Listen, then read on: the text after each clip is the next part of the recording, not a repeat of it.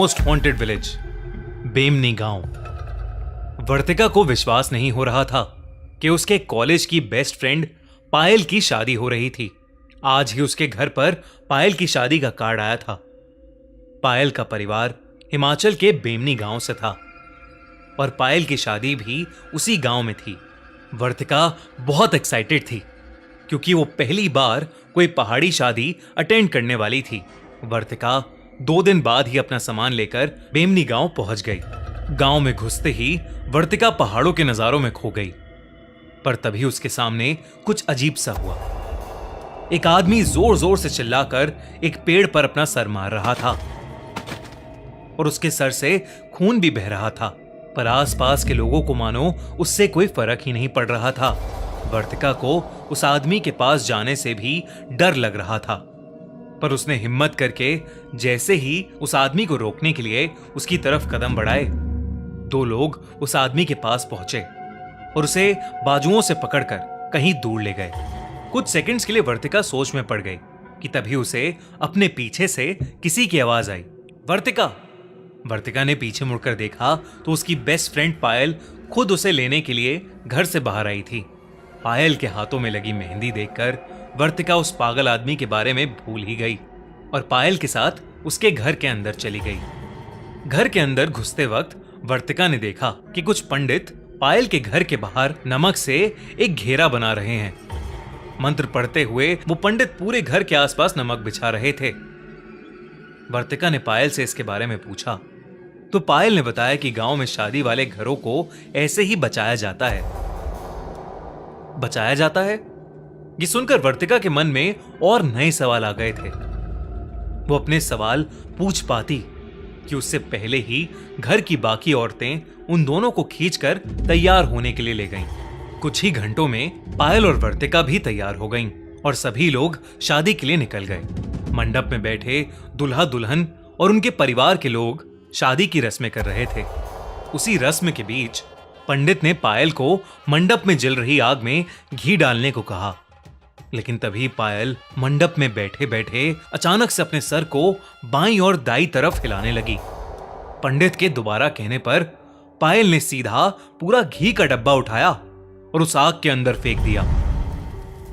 आग बहुत ज्यादा भड़क गई और पंडित का एक हाथ आग से जलने लगा।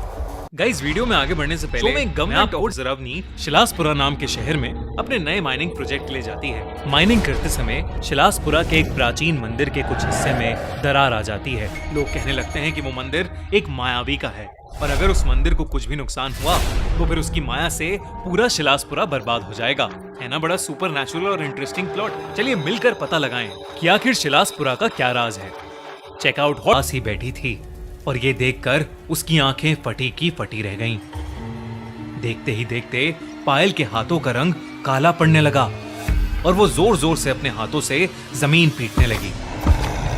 घूंघट के नीचे उसका चेहरा तो नहीं दिख रहा था, पर उसके काले हाथ देखकर वर्तिका की हालत खराब हो गई थी।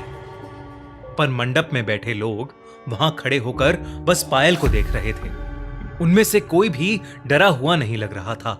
वर्तिका को यह बात और भी ज्यादा अजीब लगी। वो जब से बेमनी गांव में आई थी तब से कुछ ना कुछ अजीब घटे जा रहा था, जो वर्तिका के लिए तो बहुत डरावना था, पर बेमनी गांव के लोगों के लिए शायद आम बात लग रही थी। तभी वर्तिका को पायल की जोरों से चीखने की आवाजें आईं और उसका घूंघट उसके सर से हट गया। घूंघट के नीचे से जो चेहरा दिखा वो पायल का बिल्कुल भी नहीं लग रहा था। उसकी आंखें लाल पड़ी थीं, बाल एकदम बिखर गए थे और उसके दांत नुकीले हो गए थे। वो एक पागल जानवर की तरह आवाजें निकाल रही थी। पायल का बड़ा भाई तेजी से मंडप से निकला और कहीं बाहर चला गया। वहां पर बैठे लोग अब भी बस शांति से पायल को देख रहे थे। वर्तिका से अपनी दोस्त की ये हालत देखी नहीं जा रही थी और वो हिम्मत करके उसके पास जाने लगी कि तभी पायल की मम्मी ने वर्तिका को रोक लिया और उससे कहा कि पायल बिल्कुल ठीक हो जाएगी। बड़े पंडित जी बस आते ही होंगे। लेकिन देखते ही देखते पायल की हालत और खराब होने लगी थी। उसने अपने हाथों से अपने ही बालों को खींचना शुरू कर दिया और वो किसी अनजान भाषा में कुछ बड़बड़ाने लगी। वर्तिका की नजरें पायल से नहीं हट रही थीं। पायल का यह रूप देखकर वर्तिका कांप गई थी। उसे यह नहीं समझ आ रहा था कि आखिर कोई भी खुद को छुड़ाया और पायल के करीब चली गई। वर्तिका ने पायल से बात करने की कोशिश की और पायल थोड़ी शांत हो गई। पायल के शांत होते ही वर्तिका जैसे ही उसके करीब गई, पायल ने दोनों हाथों से वर्तिका के गले को पकड़ लिया और जोर से उसका गला दबाने लगी। उसी समय पीछे से किसी के कुछ मंत्र बोलने की आवाजें आईं और किसी ने पायल के ऊपर जल छिड़क दिया और पायल बेहोश हो गई। उसी के साथ वर्तिका भी बेहोश हो गई। जब वर्तिका की आंख खुली तो वो एक बेड पर सो रही थी। वो पायल के घर में थी।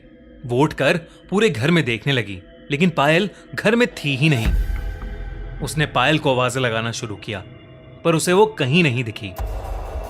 तभी पायल की मम्मी वहां आ गईं और उन्होंने वर्तिका को कुर्सी पर बिठाकर उसे बताया कि कल रात पायल की शादी हो गई और वो अपने ससुराल जा चुकी है।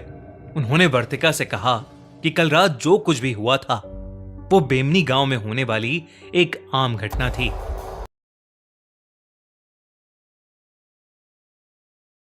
एक श्राप है। यहां पर प्रेत आत्माएं लोगों पर काबू पा लेती हैं। वैसे तो मंडप के बाहर भी सुरक्षा कवच बनाया गया था, पर किसी ने उस कवच को मिटा दिया था। इसलिए पायल पर एक बुरी आत्मा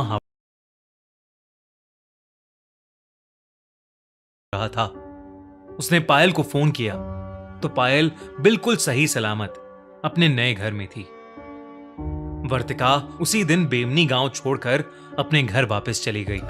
उस गांव और उस शादी को शायद वर्तिका कभी नहीं भूल पाएगी। क्या बेमनी सच में शापित है या ये सब सिर्फ कहानियां हैं? आपको क्या लगता है? हमें कमेंट्स में जरूर बताइए।